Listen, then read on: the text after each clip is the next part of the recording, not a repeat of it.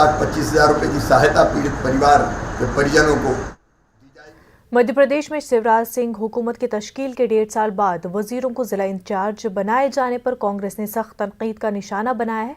Congress MLA कनाल चौधरी का कहना है कि कोरोना कहर में जब अवाम को खिदमत की ज़रूरत थी तब हुकूमत ने रियासत के अजला में इंचार्ज वजीरों की तकर्रुरी नहीं की और अब जबकि हालात साजगार हो गए हैं तो इंचार्ज वजीरों की तकर्रुरी की गई है।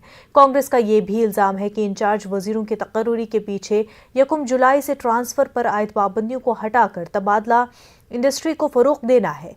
वहीं मध्य प्रदेश के वजीर बराए शहरी तरक्यात भूपेंद्र सिंह ने कांग्रेस के इल्ज़ाम पर जवाबी हमला करते हुए कहा कि सरकार के काम और अवामी मकबूलियत से कांग्रेस अपना होश खो बैठी है।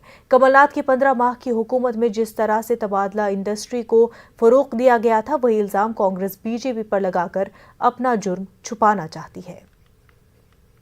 मध्य प्रदेश एक ऐसा अजूबा प्रदेश जो कई महीनों सालों से मध्य प्रदेश बगैर प्रभारी मंत्री के चला। जब मध्य प्रदेश की जनता को ऑक्सीजन की जरूरत थी तब प्रदेश के जिलों में प्रभारी मंत्री नहीं था।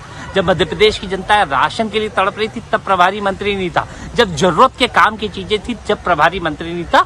आज लूट सके तो लूट योजना के लिए उद्योग अपना जो चलाने के लिए जो ट्रांसफर उद्योग के लिए प्रभारी मंत्रियों की नियुक्ति करी गई है।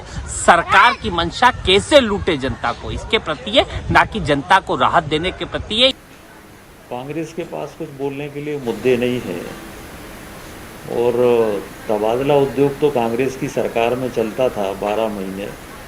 हम लोगों ने तो एक निश्चित समय तय किया है, उसकी भी गाइडलाइन बनाई है और इसलिए जो बहुत आवश्यक ट्रांसफ़र होंगे वो ही ट्रांसफ़र होंगे।